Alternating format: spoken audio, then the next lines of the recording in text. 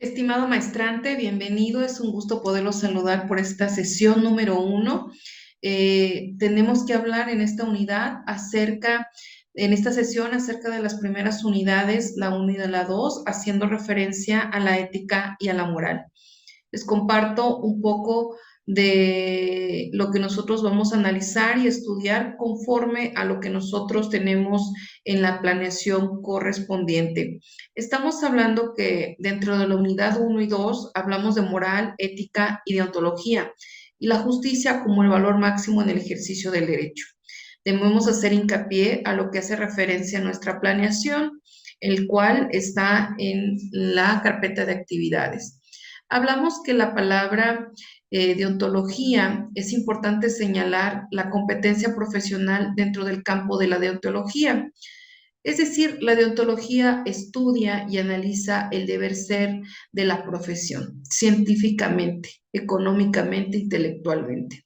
En resumen, busca el prestigio, la riqueza y el poder y con ello, pues evitar malos comportamientos de todo un profesional. El no debe ser de un profesional dentro de un campo ético, obviamente, de nuestra profesión. Es decir, la deontología se define en el campo del abogado como un papel en cuanto a responsable de la administración de justicia y mejor que cualquier profesional debería ser un auténtico defensor de los derechos y de libertades ciudadanas. Es por ello que debemos de asesorarnos, porque en presencia de un abogado como su servidora, como ustedes, igual es indispensable que el buen funcionamiento de la sociedad conozca el código deontológico y precisamente pueda citarlo, enfatizando la necesidad de integración moral para la cual en la actuación del profesional se va a referir a los principios de honradez, rectitud, veracidad y probidad.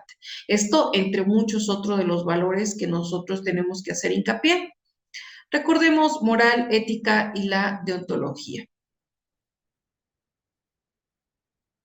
Hablamos de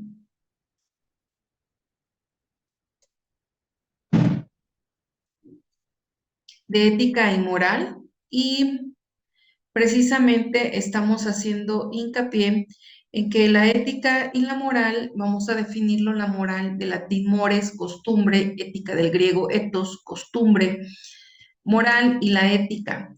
La moral señala lo que debe y lo que no se debe hacer entre las normas, reglas, pautas de conducta dentro de una sociedad, y la ética se ocupa de los actos conscientes, inteligentes, libre para calificarlos como morales o inmorales. En la ética, nosotros como abogados, como estudiosos del derecho, debemos ser éticos, basados dentro de un código ético. Y la moral precisamente lo hace por reglas, por normas de conducta que están dentro de un determinado lugar. Es por ello que en el ámbito de la ética moral está restringido a lo que es el bien y el mal, es decir, desde el punto de vista humano, siendo conscientes, inteligentes y libres. El juicio moral, muy importante el juicio moral, al cual muchos emitimos y somos parte de ese juicio. Califica nuestras acciones y la de los demás como buenas o malas. Es por ello que habla de una objetividad y verificables de validez universal, es decir, dentro de un universo, para algunos puede ser considerado bueno, para otros puede ser considerado también erróneo, malo.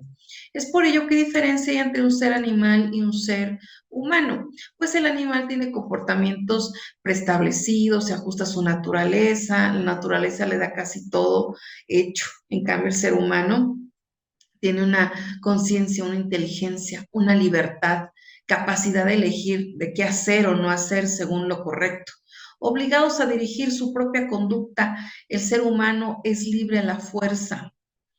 Eh, en cada momento debemos hacer lo que debemos hacer y debemos evitar a cualquier costa lo que no queremos que suceda, ¿verdad?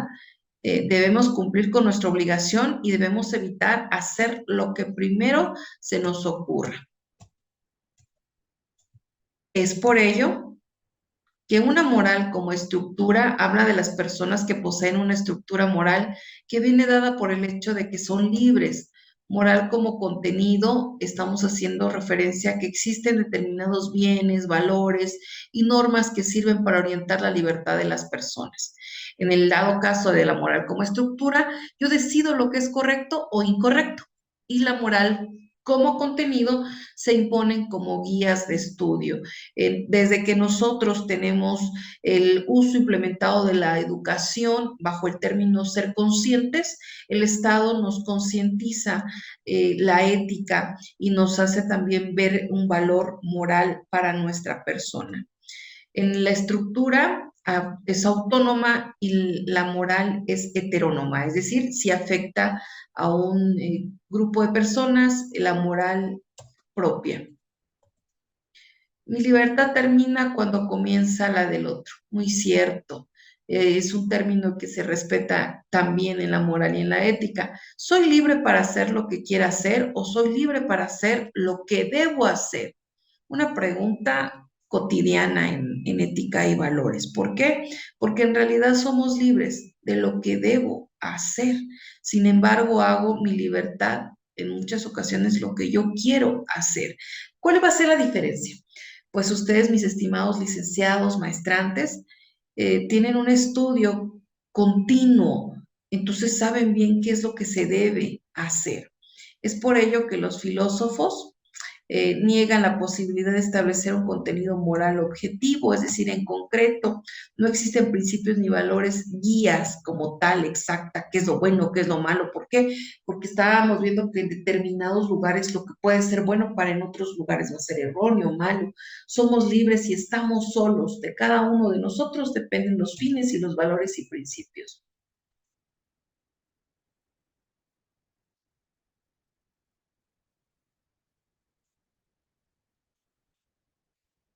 Es por ello que debemos de tomar en consideración diferentes, por ejemplo, tradiciones occidentales, contenidos morales, valores objetivos, heteronomía. Esto va cambiando según el lugar, el tiempo, el deber y el derecho moral. Es decir, si cumplo mi deber, ¿puedo exigir mi derecho? Bueno, obligación de hacer algo y evitar algo es mi deber y el derecho puedo exigir algo basado en normas morales, basado en derecho subjetivo y objetivo. Subjetivo, poder sobre algo, poder sobre alguien, poder exigir algo, poder hacer algo y el objetivo, obviamente, la ley. Pues estas características son, es absoluto, no se puede dejar de hacer. Derecho subjetivo, poder legítimo e inviolable de realizar determinados actos conscientes, inteligentes, libres, moralmente buenos. Es algo que nos caracteriza a nosotros, estudiosos de la ética. ¿Por qué? Porque es algo que lo dice la palabra, estamos estudiando, estamos analizando dentro de este derecho objetivo y el derecho subjetivo. El derecho subjetivo es la especie, recordemos.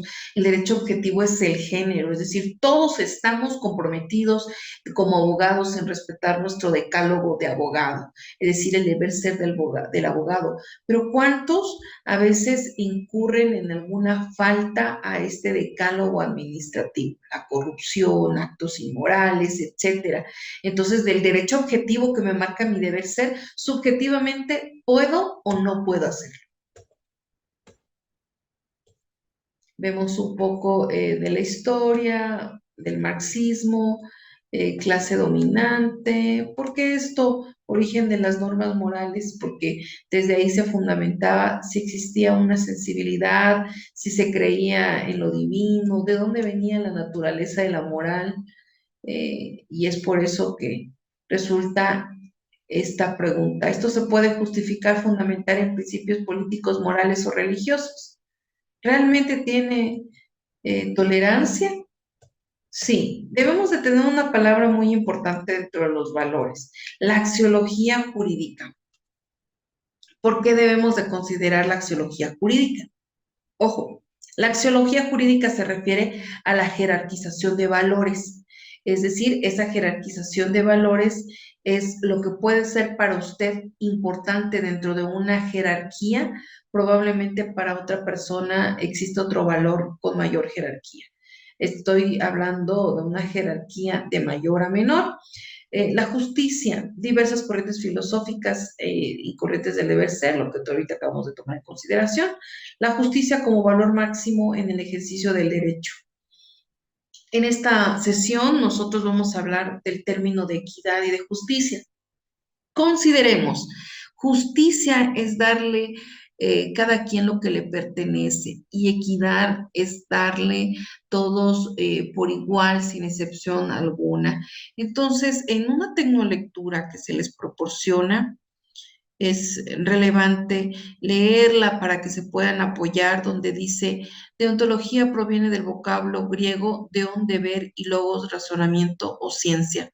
Es la palabra que empleó por primera vez el economista, jurista, literato y filósofo inglés Jeremías, quien desarrolló una doctrina acerca de los deberes concebidos sobre una base utilitarista aplicada a determinadas situaciones sociales. Por ello, resulta también lo que deseo abordar en esta tesitura es las actitudes que la gente espera del profesionista en el ámbito de su competencia. ¿Cómo qué actitudes esperamos de un buen profesionista? ¿Qué es lo que nosotros no solo esperamos de otro profesionista, sino también de nosotros mismos como profesionistas? Entonces estamos hablando de una necesidad de una deontología que me marque cuáles son esos principios que los demás esperan y que yo debo de cumplir y que yo debo también dar ese ejemplo para que otros profesionistas puedan ver lo que yo espero, lo que acabamos de hablar ahorita. Si yo respeto, exijo.